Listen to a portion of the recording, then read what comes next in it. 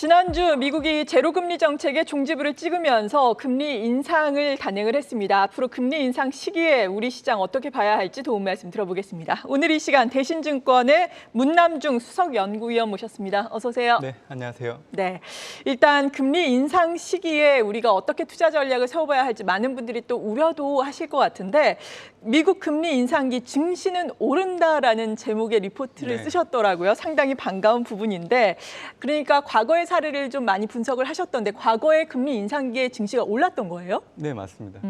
아마 1990년도 이후에 연준이 금리를 올린 사례가 4번 정도 있는데 평균적으로 S&P 500 지수가 22% 정도 가까이 올랐기 때문에 앞으로 이제 연준이 금리를 올린다고 하더라도 과거의 전철을 그대로 밟아갈 수 있다는 생각을 가지고 있는 상황입니다. 그래서 저는 이제 증시를 분석할 때 과거의 행적을 좀 염두에 두고 분석을 좀 많이 하는 편인데 일단 4번 정도 사례가 있었는데 어떠했는지에 대해서 좀 알아두시면 좋을 것 같습니다. 일단 1990년 이후에 첫 번째 이제 금리 인상이 있었던 시점은 이제 94년도라고 보시면 될 것 같은데요. 그때는 이제 경기가 좋았습니다. 그러다 보니까 금리 인상에 나서게 됐고요. 그때는 7차례 금리를 올리게 됐습니다. 3에서 6%, 그러니까 3%포인트 정도 올렸기 때문에 사실 이제 그 다음 해부터 경제 성장률이 좀 둔화된 모습들이 나타난 게 특징이었다고 봐주시면 될 것 같고요. 두 번째 시기는 이제 99년도입니다. 그때는 저유가, 또 반도체, 그리고 이제 컴퓨터 가격이 하락하는 흐름들이 나타나다가 그게 사라지면서 이제 물가 불안을 조성했던 시기인데요. 그때는 금리가 4.75% 정도였는데 이거를 6.5%포인트 정도 올려놨죠. 그러다 보니까 그때 이제 물가, 경제 상황에 좀 영향을 주기 시작한 부분들이 있었고 세 번째 금리를 올렸던 시기는 이제 2000년대 닷컴 버블 전후 이후라 보시면 될 것 같은데 2004년도입니다. 그때 같은 경우에는 1%에서 5.25% 정도로 4.25%포인트 정도로 금리를 많이 올렸죠. 그때는 17차례 금리를 올렸습니다. 그때는 세계 경기도 좋았고요. 미국 경기도 좀 양호한 흐름을 좀 보였던 상황이었는데 사실 미국의 완화적인 통화 정책이 사실 부동산 시장이 올라가는데 큰 영향을 준 부분들이 있었습니다. 그러다 보니까 어떻게 보면 지금 현재 코로나19 이후의 흐름들과 좀 가장 비슷한 국면이지 않을까 생각을 해보고 있고요. 그때 당시는 유가도 상당히 높았습니다. 왜냐하면 중국의 수요가 상당히 높았기 때문에 그로 인해서 이제 원자재 가격도 좀 높았던 그런 특징이 있었다는 걸 좀 알아두시면 좋을 것 같고요. 네 번째 사례는 이제 2015년도 국면이라고 봐주시면 될 것 같고요. 그때는 이제 0.25%에서 이제 2.50%로 이제 2.25% 정도 금리를 올린 상황이죠. 사실 연준이 생각하는 물가 목표치에는 도달하지 못했지만 가계 지출, 투자, 고용 시장이 괜찮았기 때문에 사실 금리 인상을 시행했던 특징이 있다고 보시면 될 것 같습니다. 이 네 가지 국면을 통해서 이제 S&P 500 지수가 22% 정도 가까이 올랐다는 얘기 좀 드렸었고요. 사실 섹터별 흐름을 놓고 본다고 하면 IT, 에너지, 유틸리티, 그리고 헬스케어 섹터가 주도를 했습니다. 그렇기 때문에 3월 하반월 미국 증시가 올라가는 국면에서 성장주가 강하게 주도할 수 있다고 좀 얘기를 해드리고 있는데 그러한 이유라고 좀 봐주시면 될 것 같고요. 저는 금리 인상이 사실 이제 경기 회복에 대한 자신감으로 비춰지기에는 조금 좀 시간이 좀 필요는 하겠지만 최근 파월 연준 의장 같은 경우에는 3월 FOMC를 통해서 사실은 앞으로 금리 인상이 경기 회복을 염두에 두고 시행하는 거에 대해서 약간 시그널을 주는 부분들은 분명히 있다고 생각을 합니다. 그래서 이런 발언들을 놓고 본다고 하면 지금 현 시점에서는 좀 미국 증시를 좀 비중 확대 의견을 좀 많이 드리고 있는 상황입니다.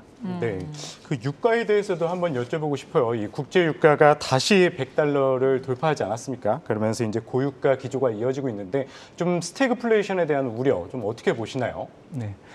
사실 뭐 유가가 올라가면서 이제 물가도 올라가고 또 경기는 둔화되는 흐름들이 나타나다 보니까 스태그플레이션에 대한 우려들이 많이 높아지고 있는 부분들은 있는데 과거 오일 쇼크기를 비춰보면 사실 연준 같은 중앙은행들이 통화 긴축 기조를 일관되게 유지를 해준다고 하면 사실 물가를 통제를 해줄 수 있거든요.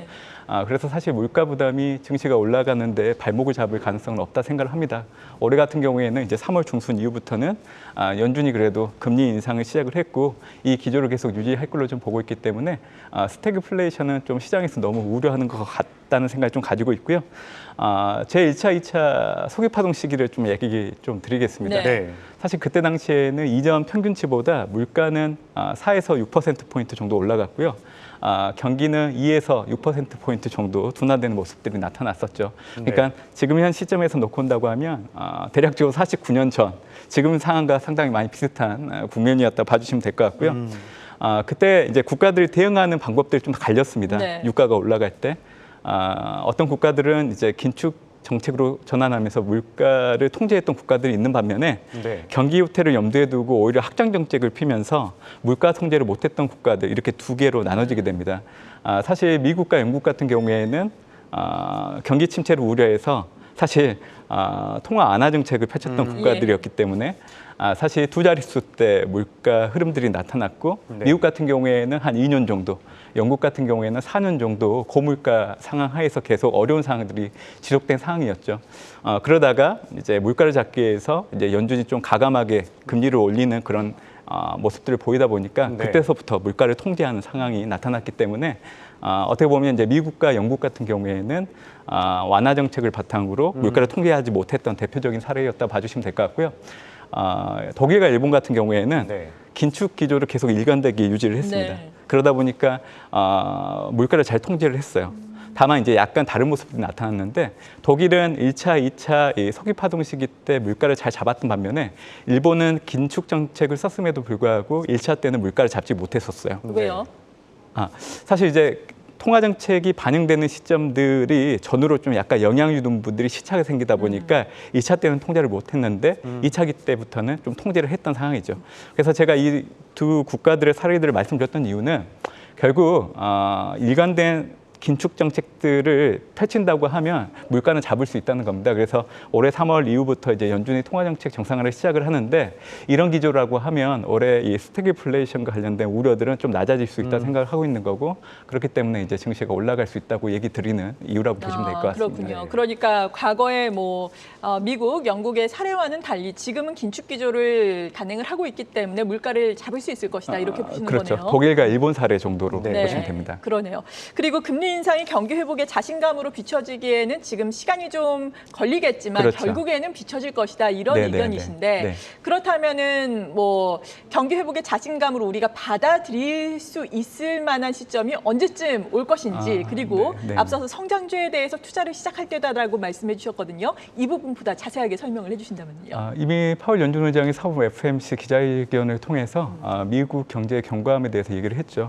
잠재 성장률을 1.75% 제시를 했고 사실 올해 연간 경제 성장률은 이제 연초 대비 제시한 것보다는 이제 성장률포를 좀 낮추긴 했지만 2.8%를 제시를 했기 때문에 잠재 성장률보다는 지금 현재 성장률이 높은 상황이라서 미국 경기에 대해서 견고하게 보고 있다는 시각을 분명 던져줬습니다.